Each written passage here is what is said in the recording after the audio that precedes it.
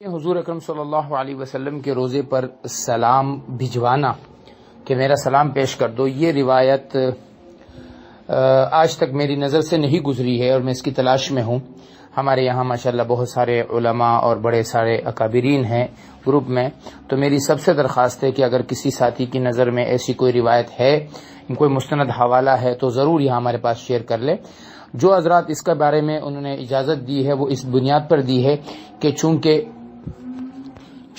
آپ علیہ الصلوۃ والسلام اپنے قبر مبارک میں حیات ہیں، اور جیسے ہم ایک زندہ آدمی کی طرف جو ہے اپنے سلام کو بھیجتے ہیں، ویسے ہی حضور صلی اللہ علیہ وسلم پر بھی اپنے سلام کو بھیجنا یہ ہمارے لیے جائز ہے، تو